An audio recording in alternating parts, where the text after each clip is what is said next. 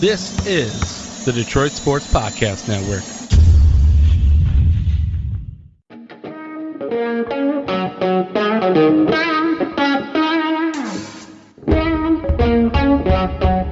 The biggest icon in podcasting.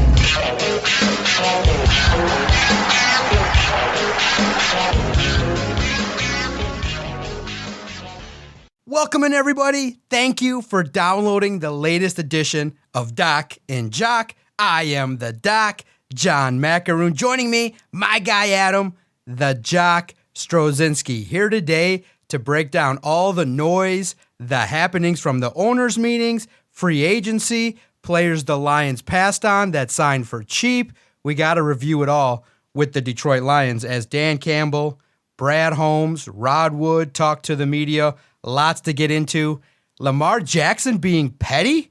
Who would have thunk it? I can't wait to break it down because the decision that he made in putting his head coach in one of the most awkward positions of all time, it's either genius or douchebaggery, and we got to break it all down. I'm curious to see Adam's take about the wings selling. We'll do a quick take on that. And then the Final Four, where in one of the rare occasions, all my picks were basically null and void and irrelevant by the Sweet 16. It's an anomaly, but it will now force many people to adjust their strategy as the NCAA Tournament is now basically a free-for-all. So stay tuned for the second half of the podcast.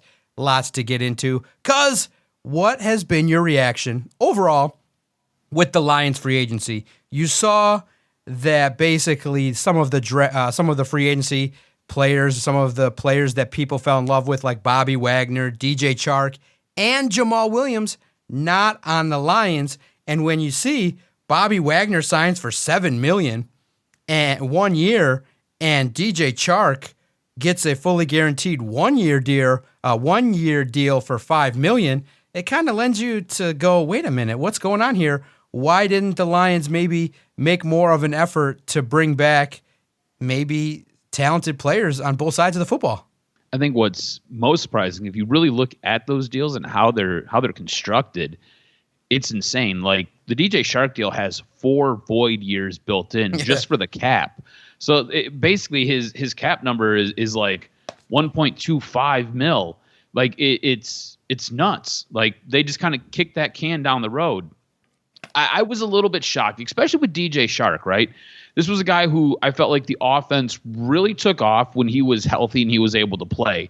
And it's amazing to me what his worth is this year compared to last year. Last year, the guy was able to get a 1 year, $10 million deal, and we praised it. We're like, all right, this is a good deal. This guy, when he's healthy, he's very productive. And you kind of seen that. When he's healthy, he's a pretty productive player. Fast forward a year, he's getting a $5 million deal. Now, it's all fully guaranteed, but the way it's structured is amazing to me.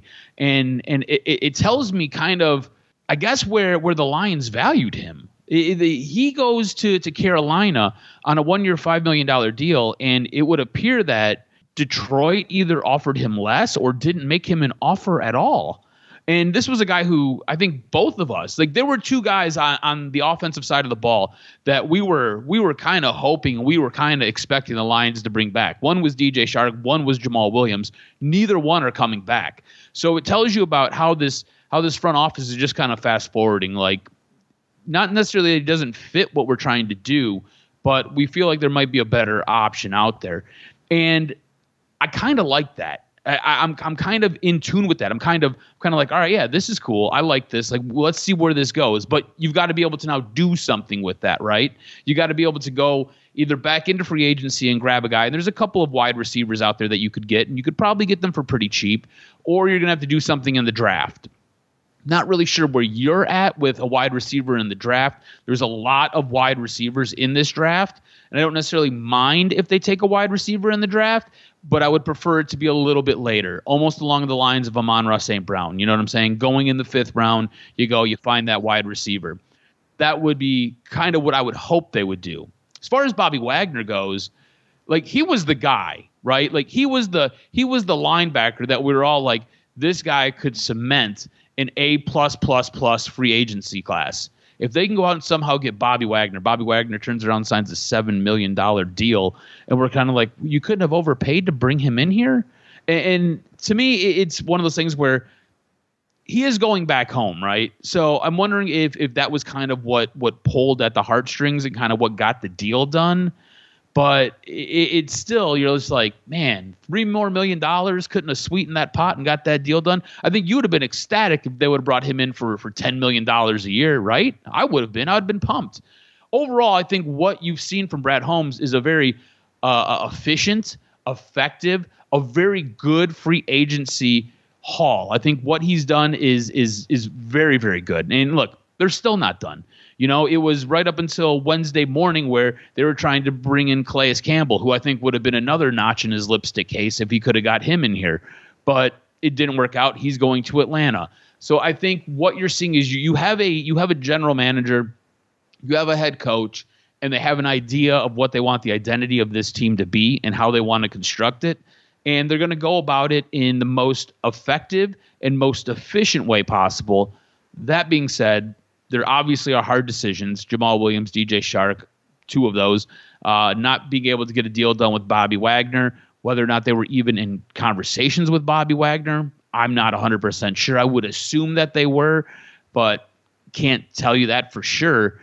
It goes to show you that this team isn't falling in love with its own players. We thought that when Alex Anzalone was signed. That was one of the big gripes that we had. We're like, this team has to be careful not to fall in love with its own players.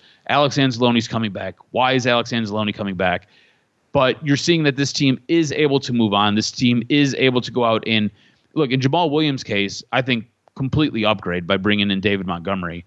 It's going to be interesting to see kind of how they fill this role for DJ Shark. I mean, maybe they believe they have enough on the roster.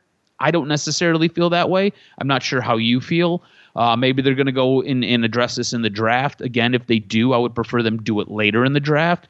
Or maybe they get involved in free agency, because when I look at the free agency list and I look at guys who are still out there, guys who are available as far as wide receivers go, there are certain guys out there that I'd be willing to bring in on maybe a 1, maybe a 2-year deal, and you would feel pretty comfortable with it. Like a guy like Robbie Anderson, I feel like is a pretty good wide receiver. Like I feel like he didn't necessarily ascend as high as he was supposed to in Carolina, whether that be the quarterback or whether that be the scheme. He then goes to Arizona, and like, I'm not sure how you feel about Kyler Murray, but I don't necessarily like him as a quarterback. So I feel like Robbie Anderson has a little bit of tread on the tires, a guy you can bring in, a guy who could do some things for you. If you want to bring in a veteran, Julio Jones, obviously he doesn't have the burst that you're necessarily looking for, but he's more going to be a veteran presence in that wide receiver room. But you've got a guy like Sammy Watkins. Never really been a fan of Sammy Watkins, but you could bring him in. Again, there's a little bit of tread left on those tires. If you really want to get crazy, you can bring Marvin Jones back. He's on the downside of his career. That would probably be more of a 1-year bridge deal. We're going to give you a 1-year deal, maybe make it $5-7 million, somewhere along those lines, and see what you can get. Maybe even less. I'm not sure how they would end up working it out, but there are still options out there as far as addressing DJ Shark's role in what this offense was and what this offense will be now that he is gone. Really surprised at what Bobby Wagner signed for, and there was really no mention of Detroit in conversations or relation to Bobby Wagner. Did that surprise you at all? That here it was a very hot button topic. Like, we talked about it a lot. The radio stations around here talked about it a lot. The fans talked about it a lot. But it didn't really seem like nationally there was anybody who could nail down that Detroit was in conversation with Bobby Wagner in his camp. Did that shock you at all? It did, because of what he could do and the price tag. But you also remember it does take two to tango. And you recognize him going back to Seattle probably puts him in a better position. His familiarity, his comfort level, the recruitment level. So that one I wasn't surprised. Chark really did surprise me. And as you were talking, I thought about it too. You realize, okay, he put out something in his statement where he said, look, transparency and honesty is important to me, and I'm going to have a good opportunity with the Carolina Panthers. So the way maybe you can fairly speculate is the Lions told him, look, Jamison Williams is going to get a lot of targets. He's going to be the focal point of this offense. We want to get him 80 touches, where maybe as you had this many catches last year in the 40 to 50 range, you might not get that in this offense as we transition to the running backs, tight ends, Amon-Ra St. Brown, another young rookie maybe. So he looks at it and says, you know what? If I'm only going to be offered a one-year deal everywhere I go, if I'm not going to be featured as much, then my next contract is going to be worth shit. So he probably has to weigh that as well and goes, you know what? Carolina's going to throw me the rock so I can take $5 million guaranteed this year. Coming off of another ankle surgery, I can then showcase myself so that I can get maybe another crack at a 2-year deal with $10 million plus. So I think Detroit, I think Detroit told him, you can come back $5 million, but you're not going to get any touches. You're not going to be the focus. You're not going to be the focus of this offense. I think that's a really good point you make, and I think that's really good on your behalf. Reading kind of between the lines there from a player who said something but didn't say a whole lot.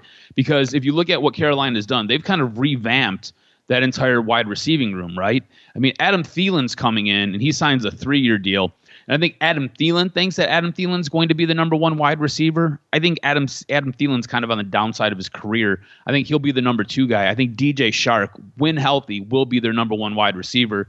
So I think more to your point and more to your credit, this is a way for him to maybe take a little bit less this year, but showcase his wares and try to double up next year and really hit the lotto button and cash out next year. So I think really good point by you and really good read by you. Yeah, I think that's awesome that you were able to kind of read between the lines there. Opportunities as well. That I think what's been a blessing is the Lions are honest with their players. They just say, look, this is what's allocated for you. If you like it, great. If you don't, we have 2-3 plans in place behind you. Look, they said at the owners' meeting they were interested in Calais Campbell, but he probably got a certain number, maybe like $3 million, and he signs with the Falcons probably for 5 or 6. It's always a money deal. It's always fit as well, playing time, what your expectations are. So you guys remember that if a report doesn't come out that a team was interested, there's also a lot of other factors besides dollars and cents, location, family, all that kind of stuff too, where you realize, I think people are a little bit grumpy too, that the Lions whiffed on the backup quarterback. Well, I'm sure they probably went after Cooper Rush, other type players, Gardner Minshew, but when a player looks at a Lions offer, they realize, I have no chance to start, period. Goff's pretty healthy, good offensive line. Nate Sudfeld, they look at the position and realize it's not for me. So sometimes you just have to recognize it takes 2 to tango. But the Lions' moves in and of itself, to get C.J. Gardner-Johnson for 1 year, to get players to come here like a Cam Sutton, it indicates that the Lions have a plan. They're sticking to it. They're not going to overdo it on a lot of things right now. And you realize you have a bunch of young draft picks that are going to be coming into the fold as well. So I think at this point, what we're hearing, and kind of the tone that we're giving too, is Brad Holmes has earned a lot of trust, where you can nitpick which players they did and did not target, maybe not making a ploy for Jalen Ramsey and other high-end players. But at this point in time, you're still in development, and you can make that argument. Maybe the Lions could have pushed a little bit harder, but you can get all these players. You can get another running back, instead of swinging for the fences for Derrick Henry, you can get a running back cheap, pay him less than $1 million in the draft. You can get a bunch of players. Now, here's the thing, though. If there's one position of need where I would have maybe made a push and maybe overspent, it would have been the backup spot. I mean, the Lions getting Nate Sudfeld is really a settling kind of move. And especially, dude, it was like a kick in the nuts. Oh, man. It was like, and a lot of people were like, who, what, why? It was just, it had the feel of, we need somebody. Jared Goff likes him. He's been in the system for a year. Look, I get it. The sentiment for most people is that if Jared Goff goes down, you're screwed anyway. But I wouldn't have taken that stance. I would have taken the stance, is there a guy out there that we could throw in for a couple games in this system, a traditional pocket passer that could come in and let's pay him. Let's go target him, find him, pay him, and bring him. It's not that hard to commit to a player, but Nate Sudfeld, it really does put a lot of pressure on the Lions to make sure Jared Goff is healthy all year long. You're absolutely right. And look, you understand the importance of what Jared Goff brings to this team because you've seen in year one, when he went down with some injuries and he was a little bit nicked up and they were going to the backup quarterbacks, how bad that worked out. Just remember that Pittsburgh game. That game was absolutely brutal, where Goff goes out for a couple plays, then comes back in, and Goff was obviously banged up, had trouble moving the ball down the field. So it becomes absolutely imperative that you address the quarterback situation. The backup is important. He's not going to be on the field 90% of the time, maybe even 100% of the time if things go accordingly. But there is that chance where you're going to have to put him out there, and he might have to win you a game. Nate Sudfeld gives you zero confidence that the Lions are winning that game. Like, if the Lions win that game, it will be based upon what the defense is able to do and what the offensive line and what the running backs are able to do, because your receiving game will essentially be taken out of play here. It'll be taken out of action, which kind of leads me to this, right? I'm not sure what direction the Lions are going in, and I don't know exactly what the Lions are doing. I think Nate Sudfeld being signed is kind of a safety net, right? Sometimes it is better to go with the girl you know than the girl that blows, right? So in this case, they know Nate Sudfeld. They know him. They're familiar with him. It's whatever. There's some familiarity there. Now, instead of going with the hottest chick on the street and getting her, and it might not fit, might not work out. That room might not work the way it should work. This way, it does work. All that being said, I think the Lions are also playing a little bit of cards here, and I think you'll like this. You'll appreciate this because you yourself are a bit of a poker player. You yourself are a bit of a gambler, and you like to play cards. I think the Lions here are kind of running a little bit of a bluff, because with the Nate Sudfeld signing, it has to lead you to believe that quarterback at 6 is still in play. Quarterback at 6 is still a very real possibility.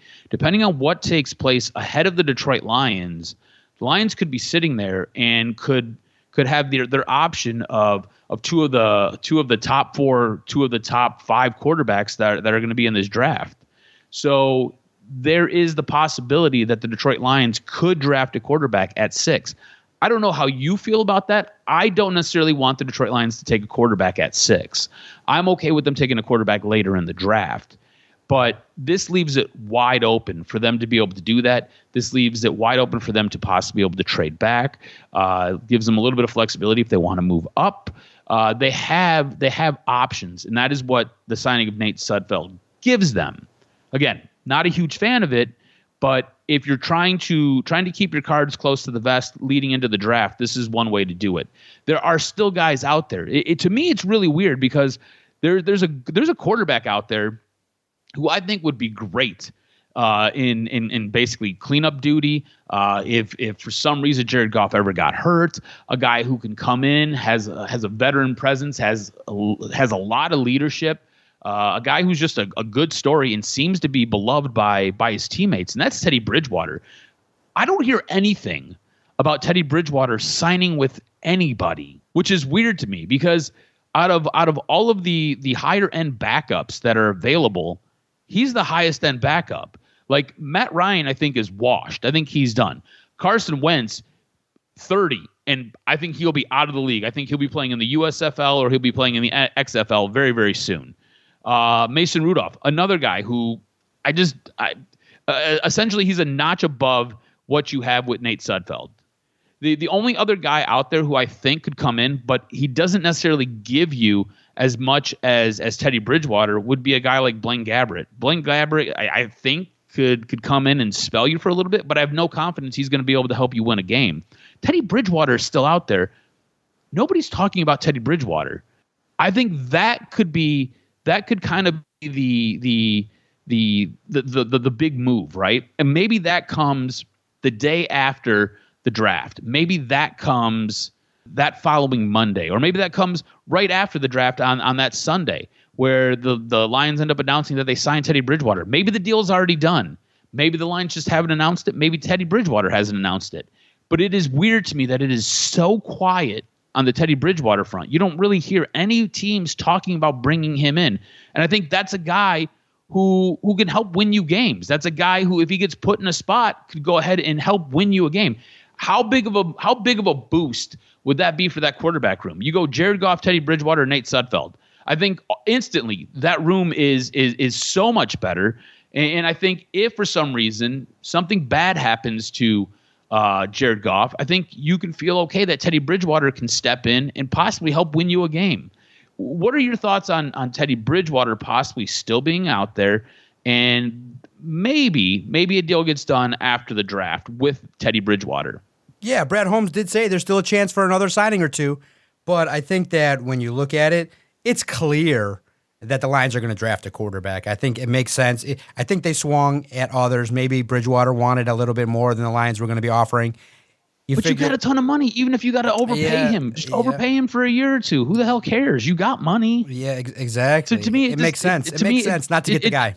It makes sense. Why didn't you get the guy? Let me ask you this. Because you said that it's pretty clear that they're going to draft a quarterback. When and where are they drafting a quarterback? Are they drafting a quarterback early, or do you think they're drafting a quarterback late? Because I agree, they are probably taking a quarterback, but I want to see it late. I don't want to see it early. Where would you prefer to see it? It's 50-50 in my mind. I think they could do it at 6. They're clearly able to do it because they got so many picks that they can, with having number 18 and the flexibility to use next year's capital to move up if you want somebody, and the blessing of having good scouts that you can get a lot of talented players later. You could take Anthony Richardson number 6 if he's there. You could take, a quarterback early if you need be. But I think, in my mind, the way it looks based on how the Lions are operating, they're going to do it later. Hendon Hooker, Jake Hayner, a little bit later on in the draft. So I think that day 2 is much more likely that the Lions will take a quarterback.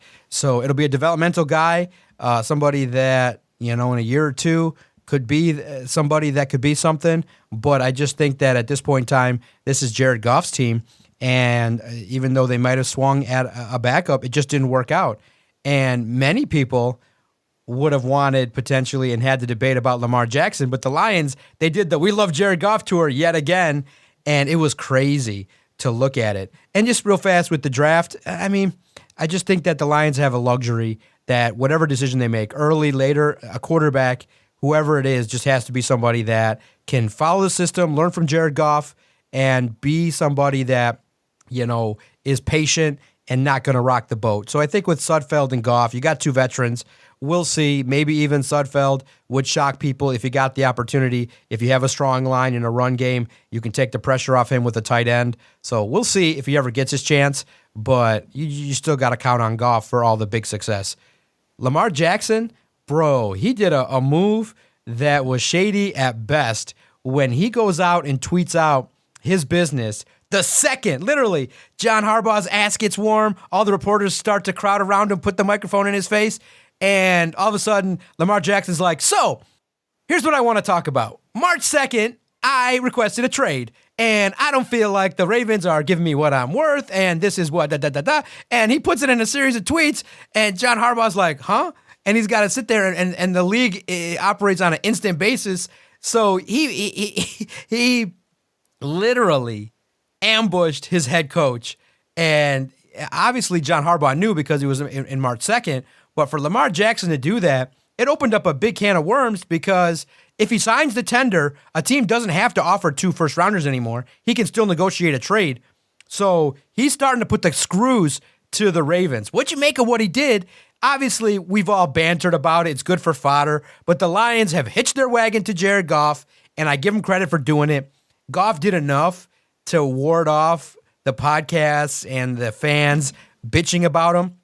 But in my mind, I just think the fans of Detroit, at least, do not feel Lamar is an upgrade over Goff based on this offense, and they're scared shitless that the second he runs out of the pocket in Detroit, he's going to blow out another leg and another wheel because of risks. These defensive linemen, linebackers, and cornerbacks, when they see a quarterback out in the flat, they smell blood and they go for the kill. It's funny that you say that the fan base isn't exactly keen on Lamar Jackson coming here, but one of the wide receivers in that room that plays with Jared Goff seems to be very keen on Lamar Jackson coming here to play. And we'll get into that here shortly. Look, I think what Lamar Jackson did was he's tired of it, right? He's over it. They've been negotiating or trying to negotiate a contract extension now for, I think, over 18 months. It's not going the way he wants.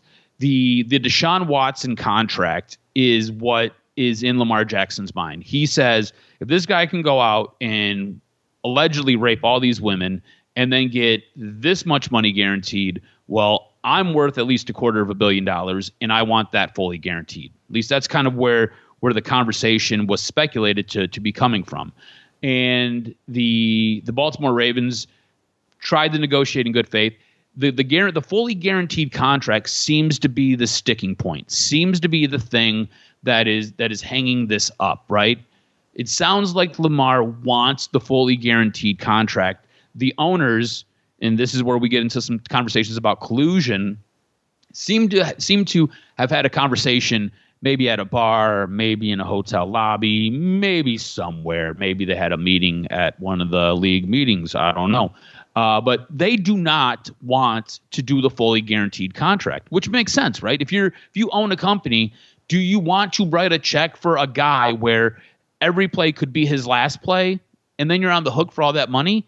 Also, when it comes to actually handling that money, you've got to put that money in an escrow account. Like, you have to have that money on hand when it's fully guaranteed. When you sign a contract, it doesn't have to be on hand. You could have $60 million on hand. You're just like, here you go. Take your money and go. That's fine. We'll pay you the rest over time or however it works out. Or you can structure the signing bonuses to basically be paid out over a structured time. When it's a fully guaranteed contract, you have to have the money essentially in your pocket. It's like having $250 million in your right front pocket, and you're just like pulling it out and setting it on a table. You got to be able to have that, because that instantly has to go into an escrow account to be able to pay that player. So it puts the owners in a bit of a tight spot. On top of it, it's a pain in the ass for your cap, and it really limits what you can do. Now, Lamar and basically his mom and whoever is part of his brain trust have been negotiating with the Ravens forever and a day now. Things aren't getting done. Lamar wants out. I think it was a power play by Lamar, right? Like saying, hey, look, I've kept all my business quiet, and now I'm sick and tired of it. And this is a big FU to the Ravens. This is him basically going all Contra. If you ever played the video game from the 1980s on Nintendo, he basically has the flamethrower strapped to his back, and he is burning all of the bridges in Baltimore. And he's like, I don't want to be here. Get me out of here. Anything you have to do, I want out. He's basically setting up a big neon flag for the rest of the league saying, hey, you want me, come get me. You want me, come get me. It doesn't have to be for what they're saying. You can come get me for something much less. Let's go. Trade for me, and I'll sign with you. But I want it guaranteed. That's what it sounds like to me. Look, I think it was a gangster move that he pulled. I feel bad for John Harbaugh, because he's in the middle of a presser, and then next thing you know, he's getting bombarded with these questions, and he's like, what? But I think it was a gangster-ass move by Lamar. I personally do not want Lamar Jackson here in Detroit. And I'm very happy Dan Campbell came out and kind of squashed a lot of this, right? Basically said, look, Jared Goff's our quarterback. I don't know where all this stuff's coming from. I don't know why all this conversation is happening. Jared Goff's our guy. We're very happy with Jared Goff. I don't want Lamar here. I don't necessarily think he provides this team what this team needs. I think he's a very different quarterback. I do think he is better than Jared Goff, but I think he has a very different skill set that doesn't necessarily fit what this team is doing. To me, what I find to be funny and kind of amazing and entertaining is what the Jets are doing. Like, could you imagine Lamar Jackson on the New York Jets team? Could you imagine how much talent that team would have and how offensively lethal that team would be with Lamar Jackson? It would be insane. I feel like they've got two very good running backs. They've got an okay offensive line. You can make some upgrades to that with the draft. And again, I think they've addressed some of that with their free agent signings. But you've got wide receivers there that are lethal and are deadly. You can do some things over there with a guy like Lamar Jackson. Yet those guys have hitched their wagons securely to Aaron Rodgers. And Green Bay is like, we're in no rush. We're cool. We're just going to sit here.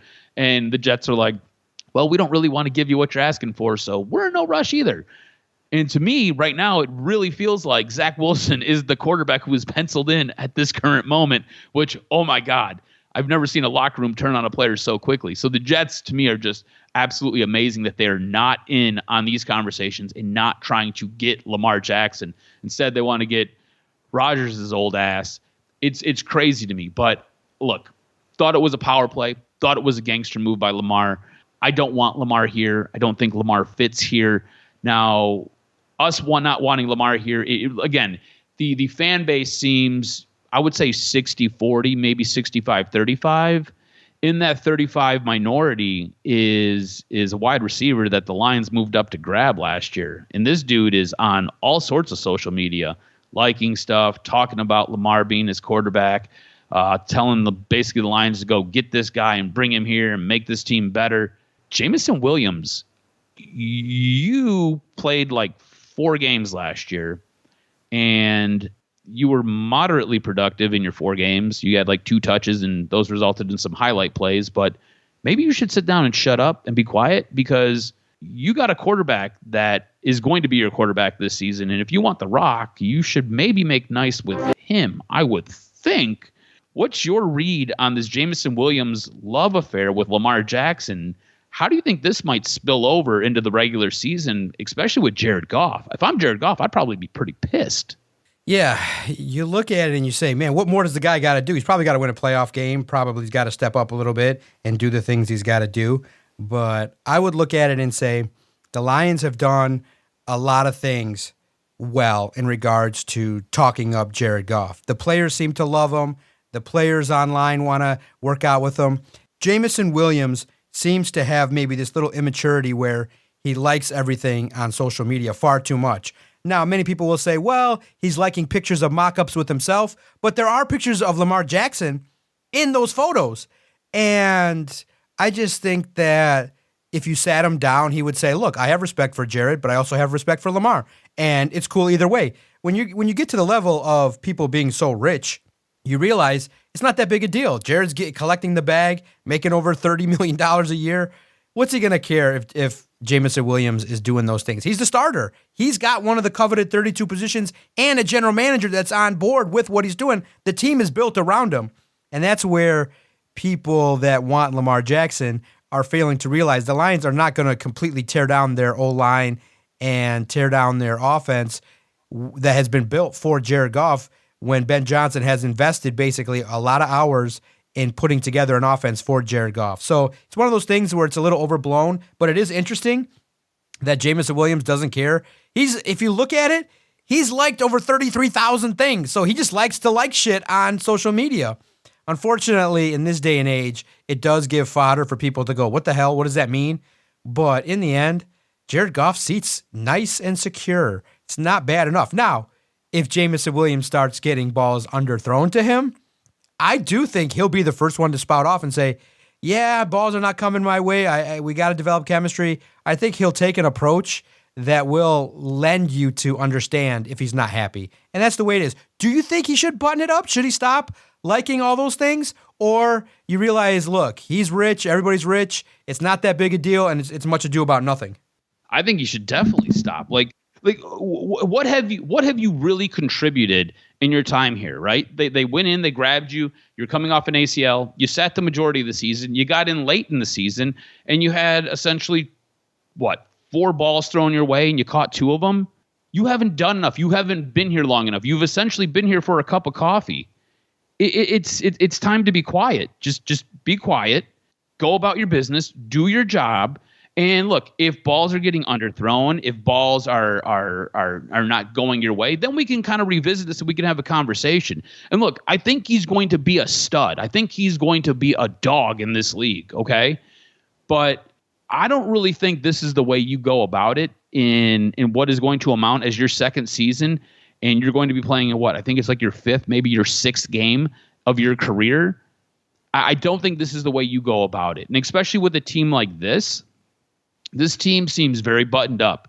This team seems very, very top down, right? Like it all comes from the general manager and the head coach, trickles down to both sides of the ball with with the coordinators, and then trickles down to the captains on both sides of the ball, right? So whether that's Jared Goff on the offensive side of the ball and Amon-Ra St. Brown, or it's Alex Anzalone and maybe Aiden Hutchinson this year, it all kind of goes down and filters this way through those guys. And it's kind of one of those things where it really feels like that room, you've got to get in line and you've got to stay in line and be in line if you want to play here. There's a reason that character is valued so much and why it's talked about so much, and why when mock drafts are put together and you see Jalen Carter fall and tumble, and next thing you know, he's falling into the teens with these drafts. The Lions could have took him at 6, but they passed on him because possible character issues, So it's one of those things where you got to make sure you're buttoned up yourself. And I feel like him doing that, he's not being very buttoned up. He's not necessarily conducting himself like the professional that they drafted him to be. And it could make things very messy in that wide receiver room, and make things very messy when you're trying to get on the same page with your quarterback, whom you don't have a very long history with. You've only worked with him for a handful of games. So to me, you should just really, really kind of mind your P's and Q's and get your shit together. It's kind of my take on it, right? I don't think it's a good thing. I don't think it's good noise. I think it's added noise. It's an added distraction that is totally unneeded and unwarranted. So I would really like for him to get that buttoned up and maybe just practice with Jared Goff, get on the same page, so that way, very first play under center, we're hitting a 70-yard bomb to Jameson Williams to open the season up. That would make me feel really, really good. I'm not sure about you, but I would feel much, much better. Yeah, at least like a photo with Jared Goff in it. Put something in there like, hey, looking forward to working with Goff. Usually last year it was around this time that they got out to California and started working out. Goff is vacationing currently. If you check his social media profile or his significant other, you can see they're having a great time in California. So it's fun. It's great to see that the Lions' cohesion is really strong. The locker room is built really well. I just don't think that they care nowadays with the Lions culture. As long as you're not like dissing the team on social media publicly with your words. Deshaun Elliott caused a shitstorm within 5 minutes when he just talked about a former teammate. He said, bring Lamar to Miami. And the Dolphins fans went apeshit and were like blowing up his Twitter saying, wait a minute, we got our quarterback.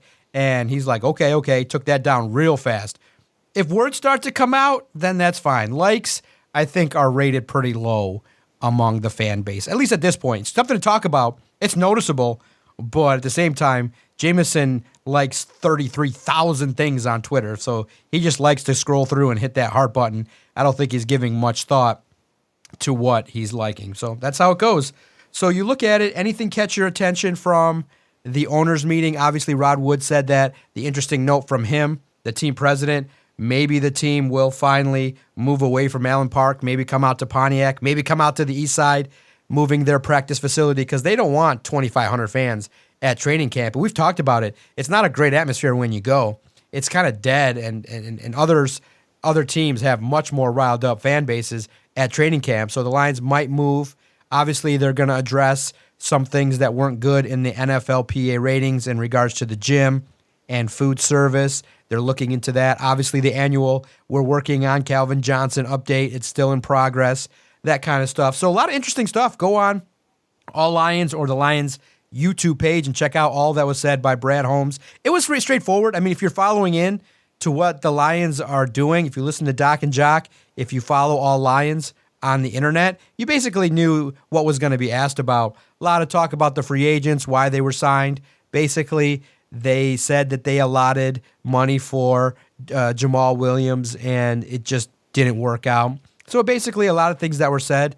Basically, the one thing that caught my attention first and foremost is the Lions are doing their due diligence on Jalen Carter. He's going to come to the facility, do the workup, get interviewed. Now, remember, no on-field workouts are allowed, strictly prohibited, but you can do the profile, the interviews, the film review, ask all those deep questions. So Jalen Carter's coming.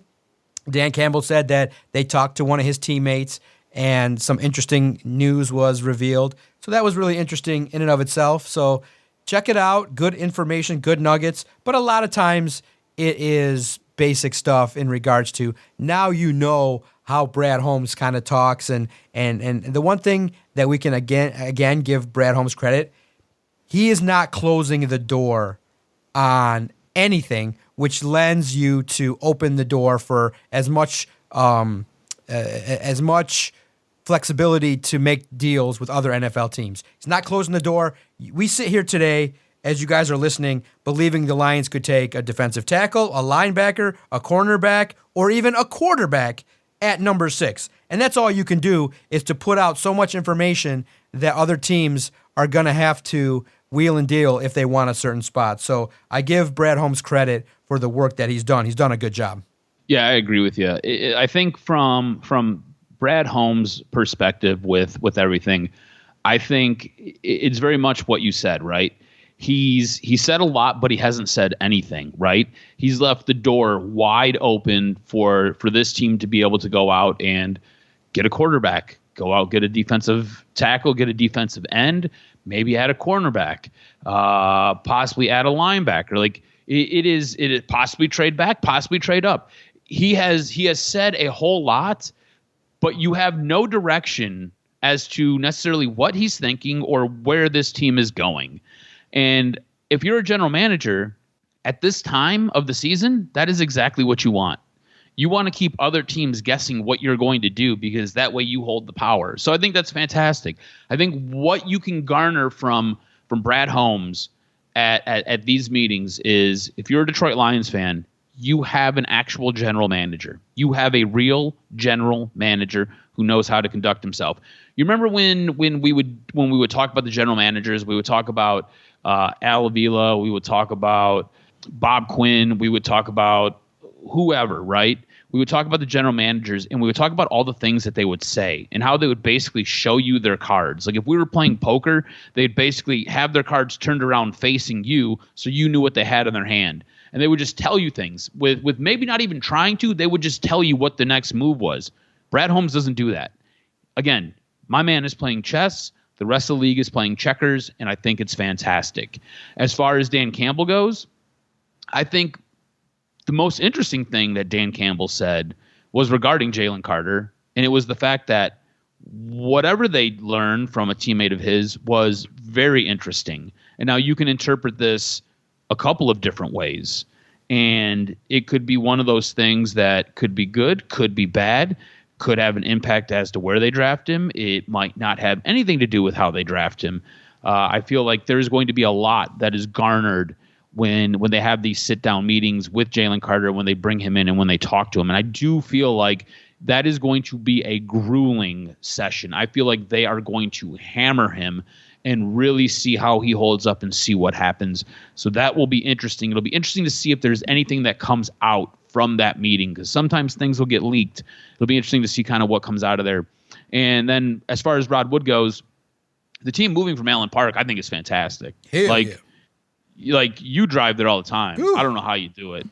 It like that location to me is just abysmal. It's annoying. Like it's a beautiful facility, but it is just, I feel like for that team, it is in the wrong place. It is just wrong place. Not necessarily where it should be. But the positives of it, it's right near the airport, so players can get in and out real fast. But for the fan base, I think. Wait. If you're trying to bring in high price free agents, is that what you want? I don't know if that's necessarily what you want. You can get in and out fast. You talked about this before. When a free agent comes in, you don't let them leave the room. You don't let them get out of the city. Makes Whatever sense. you got to do, build a wall, build a moat, whatever it is. They can't leave. Exactly. Put alligators in it. Exactly. But you're going to need space. You're going to need a lot of space. So I'm hoping it's Pontiac. I'm praying it's Macomb. Bro, if it's in Macomb and life is good, save a shit ton of money, can go out there a lot more often.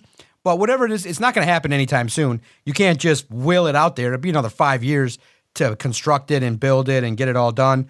So that's how it's going. Changes are coming. New helmet in 2023, new uniforms in 2024.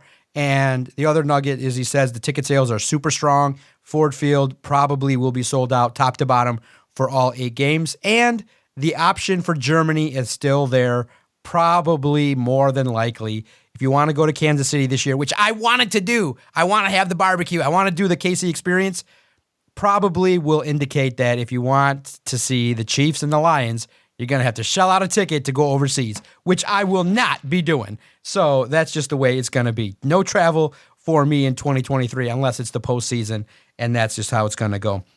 All right, real fast, last couple minutes of the podcast. I got to get your sense real fast. Red Wings sold, and what the hell are they doing winning? I took in the Pittsburgh game, and I was like, what are you doing scoring 7 goals against the Penguins? Why is Lalonde caring about calls, about goaltender interference? What are you doing?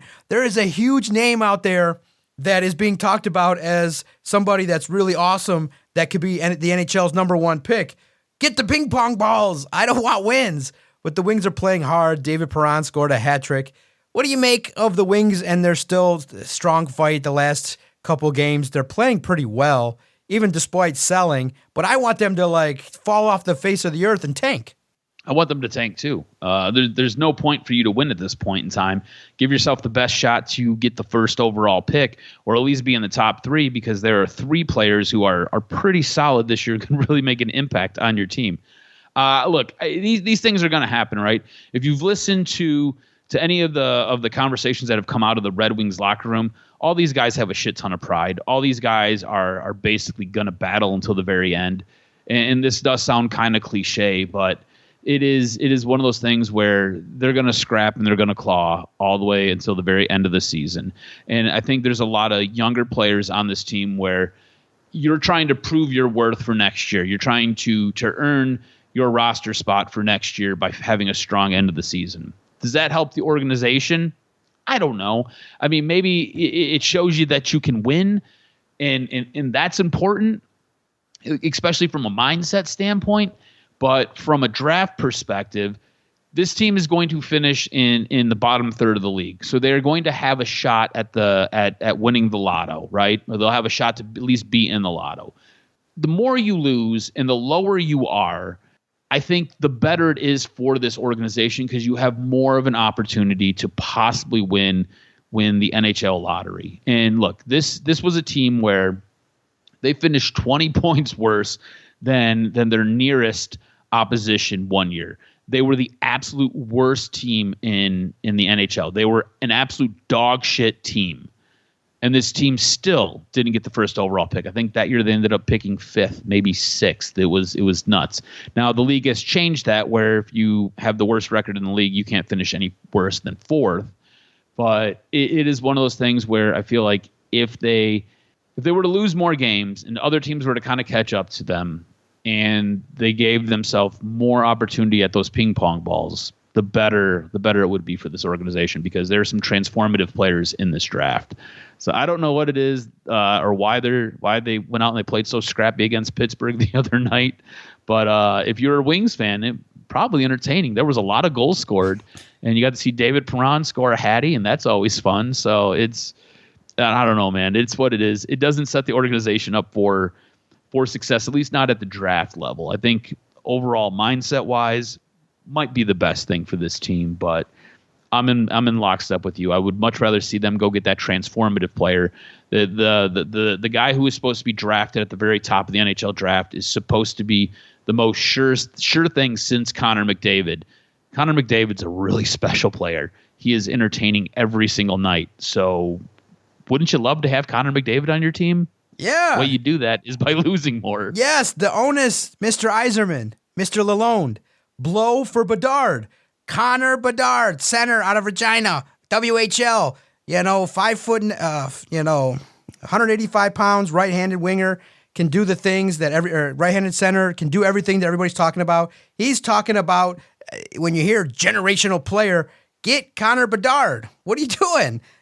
So I just look for any avenue, because could be the miracle where one time, the Pistons and Wings in the calendar year 2023 both get the number 1 pick.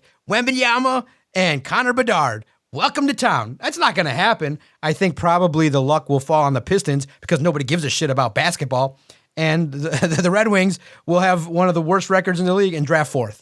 So sometimes it's about luck in these drafts. Maybe one time in the podcast universe, in the world of sports, and the atmosphere out there, let's just manifest it. Pistons and Wings, number 1 pick in the same exact year. All right, one last thing. My bracket's fucked. I'm done. I can't earn any more points. I'm at the top of the board after the 2 weekends, but I can't secure any more picks. Bro, you had a good pick. I just went over your bracket prior to dialing you up. Man, you picked a potential winner. Your winner still is on the board, and I give you credit. I think you did some prep, a little bit of prep more than I did by having UConn in the final. Kudos to you. You heard the buzz. Wait, hold on. I think you're looking at the wrong bracket. I did not pick UConn. You don't have UConn. No, not winning it, but you have them in the finals. You have UConn in the finals. Am I wrong? I don't know. I'm pulling my bracket up right now. I might. You don't have UConn winning it. You have UConn in the finals. Oh yeah, I do. I have them. See, you forgot? You got UConn, bro. I looked at it. I don't even know what I have going on anymore. Like this has been so bad. No, I don't actually. No, I had Gonzaga, I had Xavier, I had Arizona, and I had Michigan State in my Final Four. Really? Did I look at the wrong one here? I thought I saw. You might have. I thought the rankings. Okay. You might have. Yeah. Okay. I had Xavier winning the whole thing. I don't know what I was thinking. Man. So what'd you make of the chaos of the bracket? So I find it interesting, right? I find it to be entertaining. But that being said, I don't know if that makes me more interested for this next weekend of games, right? I don't know if I'm all that interested in seeing what happens with the Final Four and then in the championship game. I think we all love the upset for rounds 1, 2, and even 3. But I feel like when you get to like round 4, when you're in the Elite 8, you kind of expect the blue chippers to do what blue chippers do. And we haven't had that. This has been the most. Oh, God, hold your thought. Here's the rub. Here's the rub. Oh, your bracket's horrible. You only got 46 and you're done. You know what? Here's the reason. I'm looking at the challenge, okay? And here's a lesson, people, in not assuming. I'm at the top currently, but I can't get any more points. Number 2 is someone named Adam Gangsterboo Shizmak, or whatever it is, SZYMCZAC. I didn't see that last part. I thought that was you. Adam Gangsterboo. No. I'm like, oh, Adam's making funky, dumbass names. He had UConn. No, not you. Your bracket's god-awful, bro. Yeah, my bracket is horrible. Horrible. 46 and you're done. My God, how disappointing, cuz. That's really bad. Yeah. You didn't do any research. It's not good. Not good at all. Not good. I mean, like, I think after like week 2, though, everybody's bracket was pretty blown up. But I mean, does this bracket full of underdogs, right? Nobody's ranked higher than UConn as a 4 seed. Does this entice you? Does this make you want to watch the Final Four games and then watch the championship game? Because for me, look, I think FAU is a good story. I think San Diego State's a good story, especially because Steve Fisher's there. I'm a huge fan of Steve Fisher. I think he got railroaded here at Michigan. I don't give 2 shits about UConn. I think Miami's an interesting story because they play really good offense, but none of these teams make me want to tune in. None of these teams make me want to watch the Final Four. And this weekend we've got WrestleMania, and so like the majority of my time is going to be devoted to WrestleMania. I'm going to be watching WrestleMania on Saturday. I'm going to be watching WrestleMania on Sunday. And then I'm going to be watching the Raw after WrestleMania on Monday. And I might check in just to see what's going on so I know who wins the championship game. But with these lower seeds, no blue chip teams, I've got zero connection to any of these teams. I don't necessarily care about any of this. Again, I love the upsets and I love the dramatic flair for the lower seeds winning rounds 1, 2, and 3. By the time we get to the Elite 8, I need the blue chippers to step up and knock these little schools out because those are the guys that I want to see. Where are you at with this? Does this make you want to watch the NCAA tournament? Do you want to watch the Final Four? Do you want to watch the championship game? Are you rooting for any of these underdog schools? Absolutely not. I'm out. After the first 2 rounds, it was good. I'm out. I have no interest, no rooting interest, no personal stories that are intriguing to me, so I'm out. I think that it's good in the future for the NCAA to have this kind of chaos. It goes to show you that maybe the argument should be made that you don't need to seed anymore. Just throw the teams out there and see what happens in a tournament style. But in the end, there's more chaos. It's fun, but I'll read more about it because there's just no rooting interest. No Big Ten teams. Michigan State really blew an opportunity not only to get to the Final Four, but maybe even to win it all. So with that said, I'm hooped out. I said at the beginning of March that I was going to dig in and watch bad basketball for a month. Couldn't do it. I can watch it for 2 weekends. Now that the Final Four is here, I'm not interested. I'll check in like you will. Yeah, WrestleMania is going on. Lions free agency is going on. There's so much other stuff. That baseball season is about to kick off. NBA's nearing the end of the year, shaping up. There's so much other stuff that I'm interested in that I just think the Final Four doesn't have enough marquee attraction. And yeah, great for UConn to get to do their thing. Great for Florida Atlantic. Great for the other 2 teams. But yeah, absolutely. It must be a nightmare for CBS to have this as the Final Four. Ratings are going to be bad. It's not going to be that great, but good for the kids. Let them have an opportunity. That's what it's about. And hey, if it's going to go down this way, let's just have Florida Atlantic win the whole damn thing and let's see what happens. So yeah, that's how it goes. It's unfortunate, but this is what the transfer portal will do. Now though, Michigan State is on the up and up. They got a big time class coming in. So let's see how the Big Ten and Michigan State most notably will rebound. So we'll see. But yeah, cause not even breaking 50 points in a bracket. My God. It's horrible, man. Well, I'll be honest. I didn't pick the bracket. You know, CBS is so lovely. They have an opportunity with an option called autofill and pick an expert. So I picked some guy named Gary and I said, fuck it. He didn't even have Michigan State winning the first game. So I should have looked more closely to Mr. Expert Gary and his fucking picks. But next year, I think I could do better just basically going chalk and picking random upsets along the way. So we'll see. It makes it for a lot more fun. And next year we'll talk about it more because I think gambling has basically made the brackets a lot tougher to execute because you can just gamble on every single game. So why would you waste time on a bracket when there's so much mystery, intrigue, and question marks regarding these talents? So we'll see. We'll see how it all shakes out. Because our podcasting time has come to a close. 60 minutes just always flies by when we turn on the microphones and turn the lights on here at our studio. Make sure you follow Adam on Twitter for his bold, strong takes at AdamRSTROZ. Follow the network at Detroit Podcast. Make sure that anywhere you enjoy your favorite audio content and anywhere that podcasts are located, type in Detroit Sports Podcast as we continue to let it rip each and every week, breaking down all facets of Detroit sports. Because I can't wait for next week when we dial it up again for the next episode of Doc and Jock.